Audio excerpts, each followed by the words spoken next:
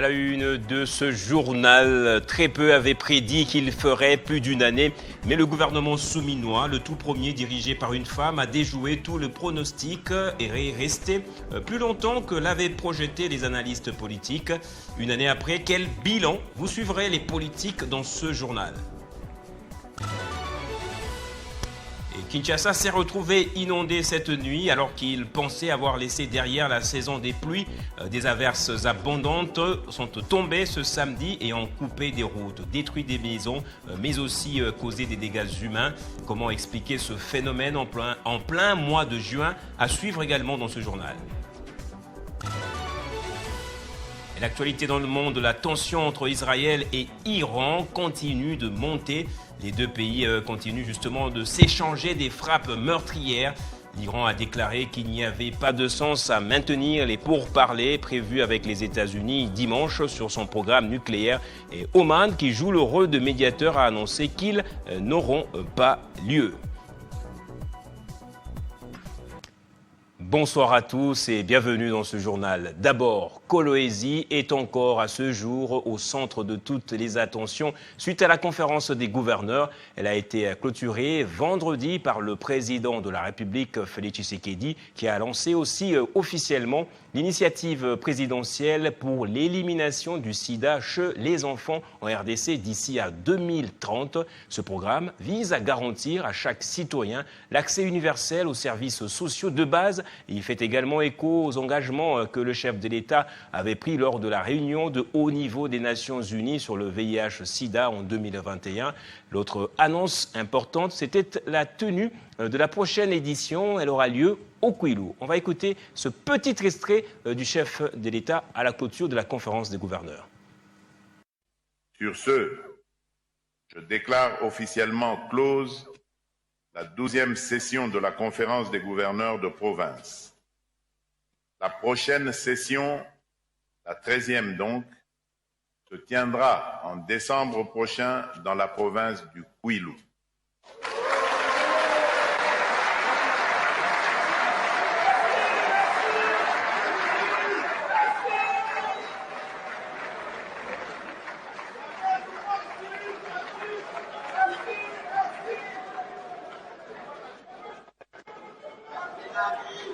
Que Dieu bénisse la République démocratique du Congo et son peuple.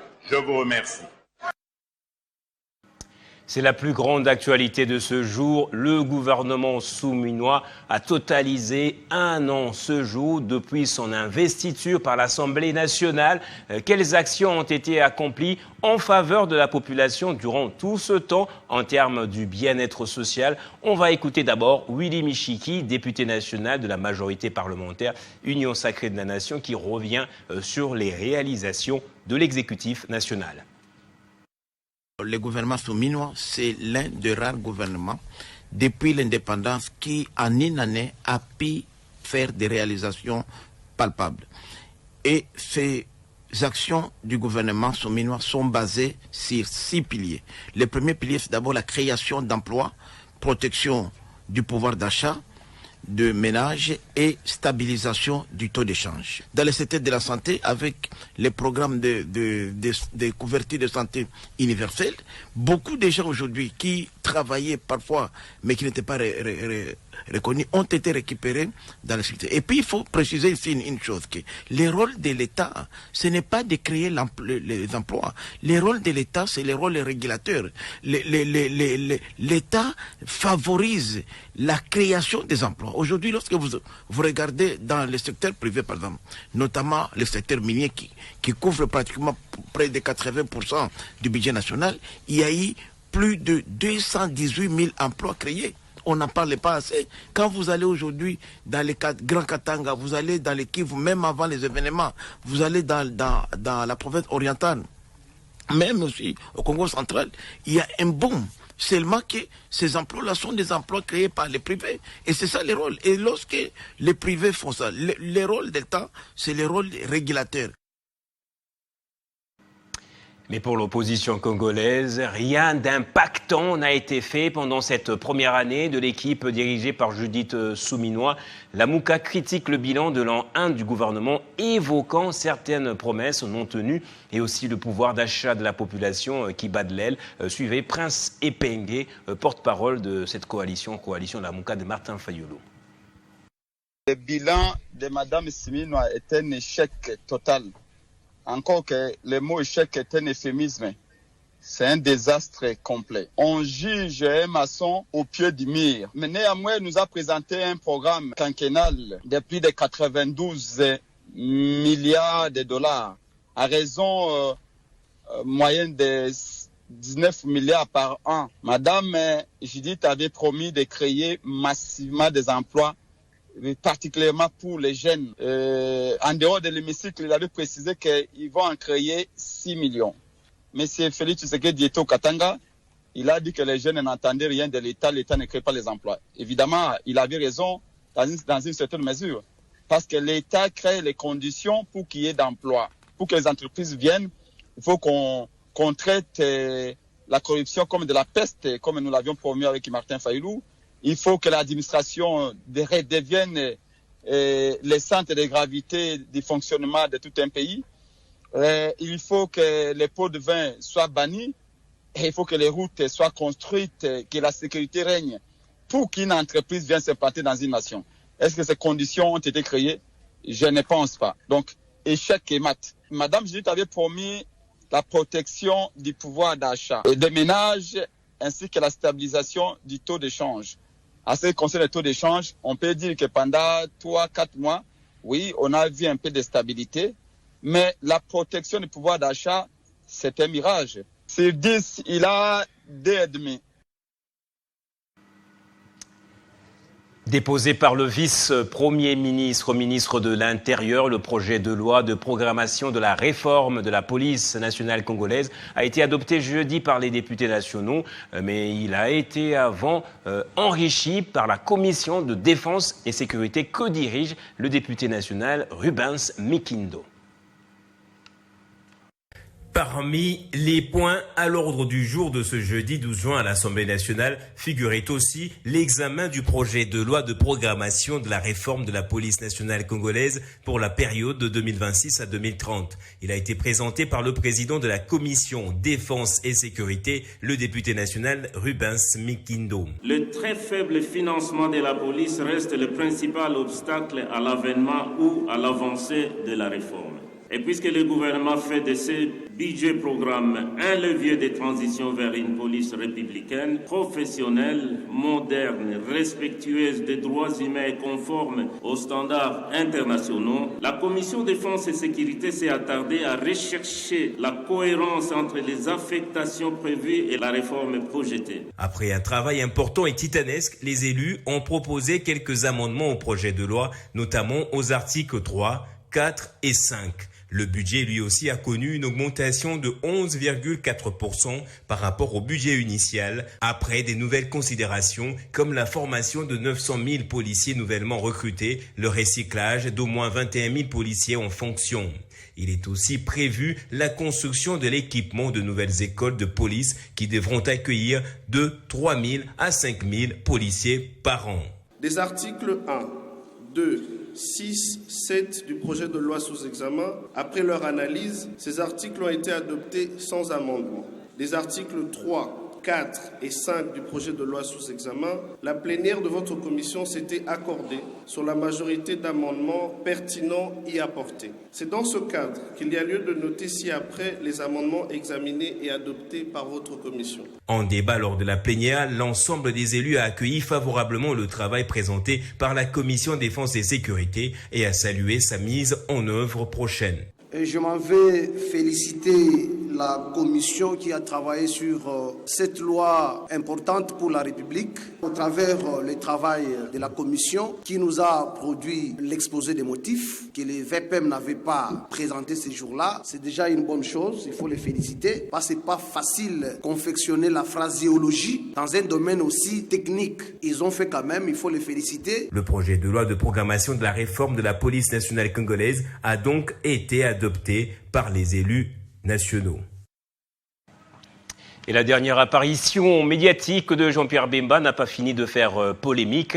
Les réactions continuent donc de tomber. La dernière en date, c'est celle du parti de Matata Ponyo qui a condamné un discours qui menace l'unité et la cohésion nationale. Jean-David Kilolo. Le parti politique Leadership et Gouvernance pour le Développement et Alliés suit de plus près la situation politico-sécuritaire et socio-économique de la République démocratique du Congo, marquée notamment par l'escalade des discours, des violences et stigmatisation, l'incitation à la haine, l'insécurité grandissante à travers les pays et particulièrement dans la ville de Kinshasa, ainsi que la persistance des mauvaises gouvernances des finances publiques, fait qui prépare la configuration de la balkanisation du pays. De ce qui précède, les LGD déclarent que le dialogue inclusif tel qu'initié par le père spirituel de la Senko et de l'SCC demeure la seule voie des sorties des crises multiformes que traversent la RDC et la sous-région des Grands Lacs, suite au déficit du leadership et des gouvernances du pays. Le propos inapproprié tenu par le vice-premier ministre, ministre des Transports et Voies des Communications,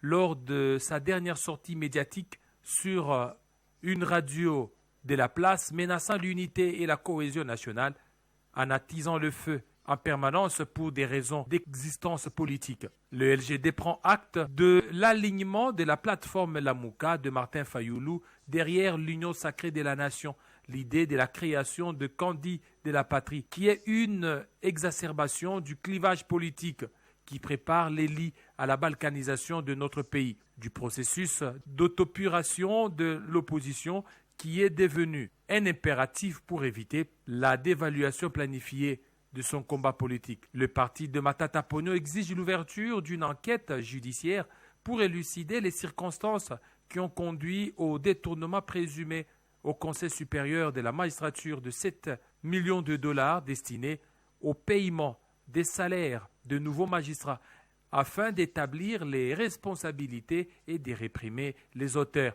Le parti dénonce l'opération de démolition sélective des maisons de la ville de Kinshasa sans respect de la procédure en la matière, la croissance des cas de braquage et des cambriolages dans la ville de Kinshasa, sous les regards impuissants de ceux qui sont chargés d'assurer la sécurité des personnes et de leurs biens, démontrant l'absence de l'autorité de l'État. Les arrestations de certains officiers militaires sans respect de la loi et une injustice criante.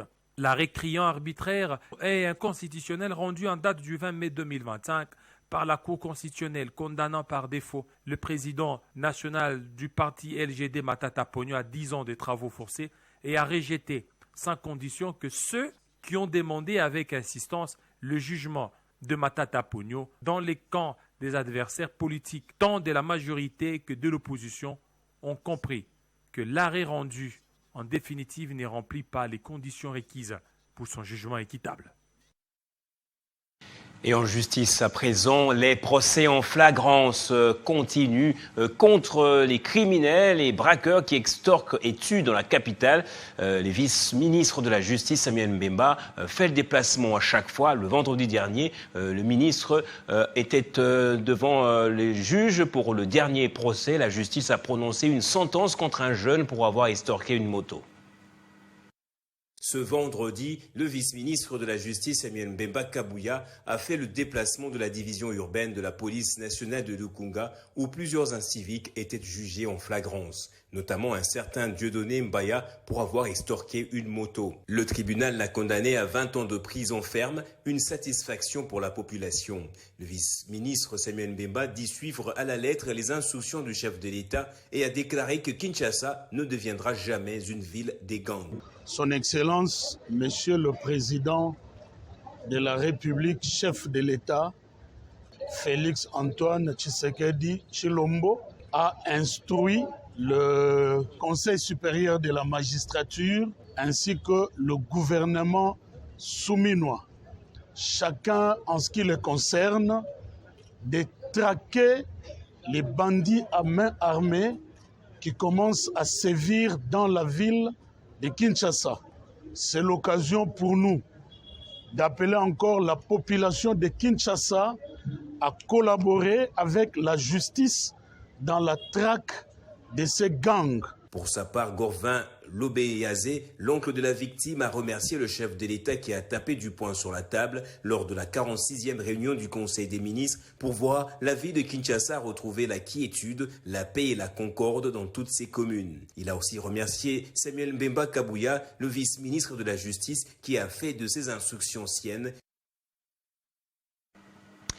Et les députés nationaux qui avaient été invalidés en 2018 et 2023 ont saisi la société civile internationale OILIS RDC en vue d'un plaidoyer auprès des institutions nationales et internationales.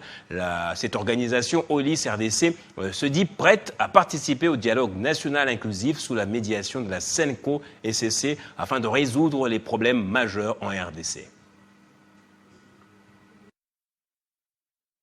Après son lancement officiel en République démocratique du Congo, l'ONG internationale OILIS a débuté ses consultations dans le cadre d'un projet d'assistance juridique et d'action citoyenne qui est considéré comme un outil aux mains des citoyens leur permettant de rapporter les cas des injustices liées à la corruption, détournement et la concussion. C'est dans ce cadre précis que nous avons été saisis par nos élus, députés nationaux, invalidés injustement pour des raisons politiciennes, que après avoir lu à fond leur dossier, nous, OILIS, nous avons résolu librement sans contrainte à travers ce protocole d'accord qu'on vient de signer pour les aider, le défendre, n'est-ce pas, de porter leur cause afin qu'ils trouvent gain de cause à leur désidérata. C'est dans ce cadre que les députés nationaux invalidés ont saisi OILIS RDC pour un plaidoyer. Raison pour laquelle nous avons sollicité OILIS dans son projet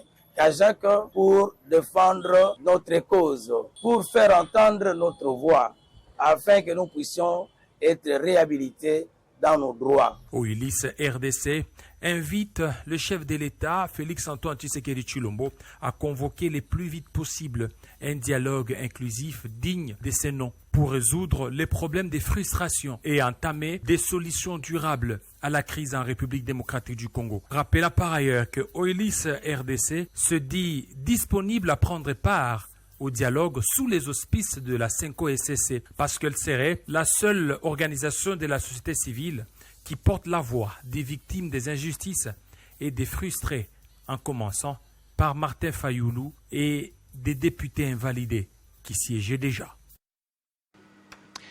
Et un individu mal intentionné se faisant passer pour un informaticien de l'IGF a été appréhendé par les éléments de la police GMI, centre de l'échangeur. Il procède au recrutement pour le compte de l'inspection générale des finances moyennant une somme de $100. De ce fait, l'IGF attire l'attention de l'opinion sur ces pratiques qui ne relèvent que de l'escroquerie, dit-elle, car toute information relative au service de contrôle supérieur passe toujours par ces canaux officiels. C'est une fraude à ciel ouvert qui vient d'être démasquée. L'inspection générale des finances a riposté avec manière face à l'usurpation. Un arnaqueur se faisant passer pour un informaticien de l'inspection générale des finances a été interpellé par la police GMI à l'échangeur de Limité dans la capitale congolaise. Son crime, extorquer $100 à des braves citoyens sous prétexte d'un faux recrutement à l'inspection générale des finances. L'IGF condamne avec la plus grande fermeté ces actes d'imposture visant à salir une institution engagée en première ligne dans la lutte contre la corruption et la mauvaise gouvernance. Nous sommes ici précisément au GMI Centre Échangeur qui est commandé par le colonel Boloko Bolanyama. Nous avons appréhendé un escroc œuvrant au nom de l'IGF. Ce monsieur s'est passé comme un agent de l'informaticien de l'IGF. Il donne des emplois au peuple congolais, plus ou moins 250 personnes qu'il en a besoin. Et à chacun, il demande $100. Et ce monsieur est passé aux aveux par devant nous, qu'il a reçu, il a fomenté un compte au nom de l'inspecteur général de l'IGF actuel. On n'invente rien contre lui. Pas question de se faire berner. L'inspection générale des finances rappelle qu'elle ne recrute pas dans l'ombre, ne négocie pas dans la rue et n'échangent pas l'excellence contre des billets de banque. De ce fait, l'inspection générale des finances attire l'attention de l'opinion sur ces pratiques qui ne relèvent que de l'escroquerie, car toute information relative avec ce service de contrôle supérieur passe toujours par ses canaux officiels. Et une pluie torrentielle s'est abattue sur Kinshasa ce samedi matin, provoquant d'importants dégâts matériels dans plusieurs communes de la capitale. Ces intempéries sont inhabituelles en cette période de l'année où la saison sèche est censée avoir commencé. Le bilan provisoire de ces fortes pluies fait état d'inondations, des routes coupées et des têtes d'érosion qui ont progressé dans plusieurs communes. La commune de Kisinso, par exemple, figure parmi ces zones les plus touchées. 4 maisons se sont écroulées à la suite de ces averses, mais aucune perte en vies humaines n'a été enregistrée, selon le bourgmestre Godé Atsuel. À suivre demain dimanche toutes les 50, le condensé ainsi que le résumé de tous ces dégâts. Mais d'abord, comment expliquer ces pluies en cette période? Un responsable de la Mételsat était notre invité au journal de 13h. Du Centre météorologique national et responsable des prévisions du temps à la Mételsat. Bonjour monsieur. Bonjour. Alors on vient de suivre l'élément. Kinshasa vit depuis un moment des faits inédits avec des pluies qui ne s'arrêtent pas et qui sont à la base de beaucoup des dégâts. Comment expliquer que jusqu'aujourd'hui la saison sèche ne commence pas? Parce que c'est vraiment la préoccupation de l'opinion publique. Merci beaucoup. La Mételsat avait déjà annoncé le début de la saison sèche à Kinshasa. C'était la date moyenne le 25 mai. Avec une marge de dispersion de 7 jours, donc du 18 au 2 juillet, au 2 juin. Et aujourd'hui, nous sommes dans la saison sèche. Quoiqu'il pleut, mais nous sommes dans la saison sèche. Et quand on dit la saison sèche, ce n'est pas synonyme de l'absence de la pluie. On peut avoir la pluie si les conditions météorologiques sont réunies. Et c'est comme ça que nous sommes en train de vivre la situation qui nous affecte. Et cette situation qui nous affecte vient du golfe de Guinée. Donc c'est un vent du nord-ouest qui est en train de nous affecter. Golfe de Guinée. Oui, ça vient du golfe parce que nous avons plusieurs vents qui nous affectent selon les saisons. Et maintenant, la pluie d'aujourd'hui qui s'est abattue, il y a le golfe de Guinée qui nous a envoyé les vents avec les masses nuageuses. Il y avait aussi d'autres masses nuageuses qui sont nées à Bandundu. Et ces deux vents se sont rencontrés à Kinshasa. Et ce qui a fait que l'intensité de la pluie était énorme. Donc 90 mm d'eau de pluie que nous avons recueilli ce matin à Kinshasa.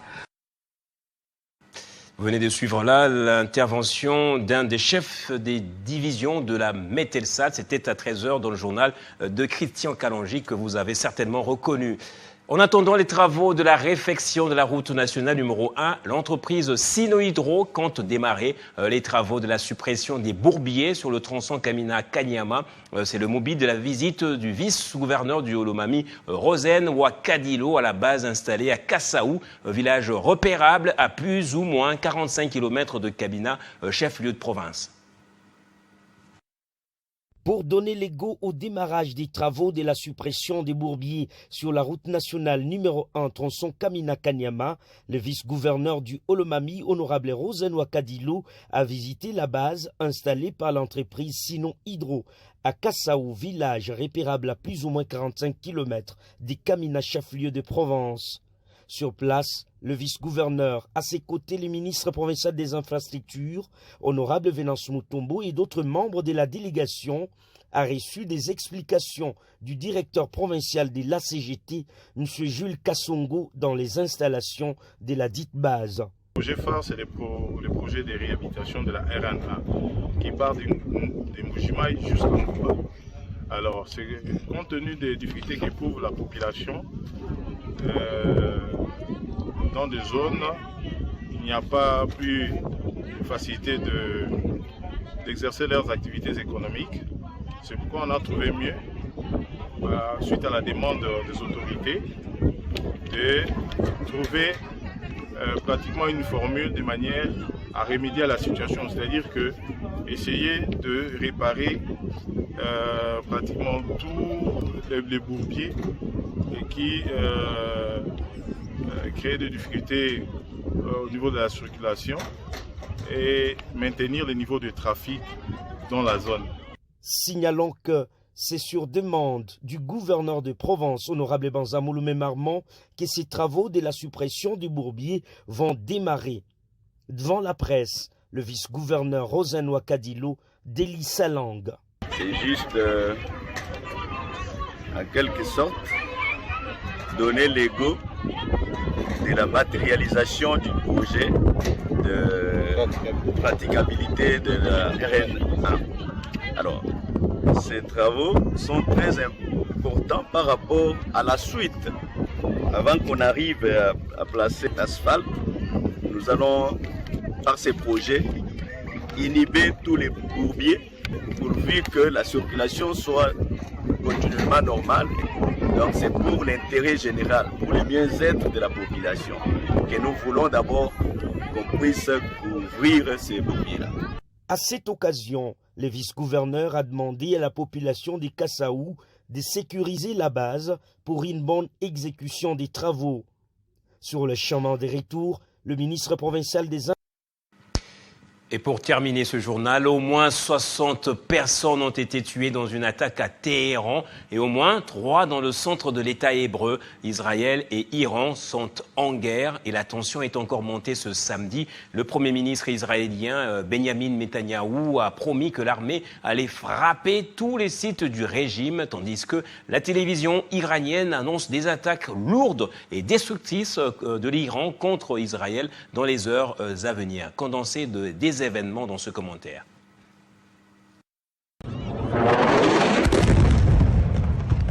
Dans la nuit du 12 au 13 juin 2025, Israël a lancé l'opération Rising Lion, une attaque aérienne massive contre des sites nucléaires et militaires iraniens, notamment à Natanz. Téhéran et Qom, ces frappes impliquant 200 avions ont tué des hauts gradés dont Hossein Salami, commandant des gardiens de la Révolution, et Mohammad Bagheri, chef d'état-major ainsi que des scientifiques nucléaires. Israël justifie l'opération par la menace d'un Iran proche de l'arme nucléaire avec 400 kg d'uranium enrichi à 60%. En riposte, le 13 juin, l'Iran a déclenché l'opération Promesse Honnête 3, lançant environ 150 missiles balistiques et des drones sur Tel Aviv et Jérusalem. 2 personnes sont mortes et 19 blessées en Israël avec des dégâts sur des infrastructures. Téhéran vise des bases militaires israéliennes et promet une réponse plus forte si les attaques persistent. La communauté internationale s'alarme. La France, via Emmanuel Macron et l'ONU, appelle à la retenue, tandis que les États-Unis, bien qu'informés, qualifient l'action israélienne d'unilatérale tout en aidant à intercepter des missiles. Le Conseil de sécurité de l'ONU s'est réuni en urgence, craignant un conflit régional. Les négociations nucléaires prévues à Oman sont compromises et Téhéran rejette tout dialogue sous pression. Voilà qui nous amène à avoir à présent le rappel des titres de ce journal.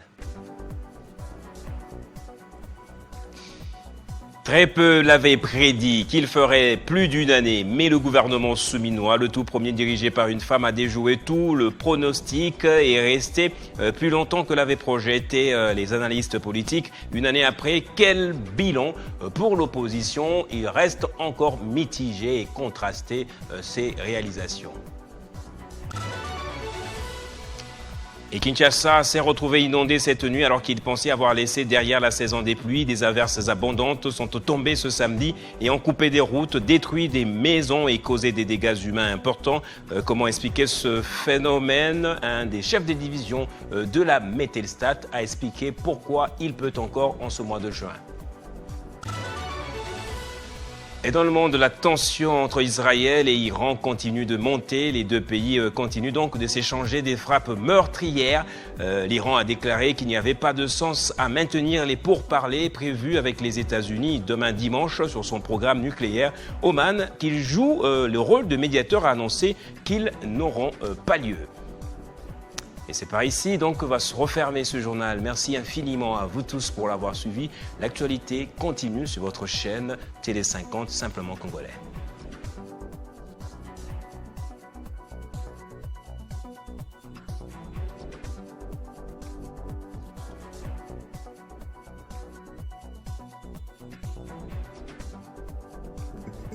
Retrouvez toute l'actualité en continu sur www.tele50.cd.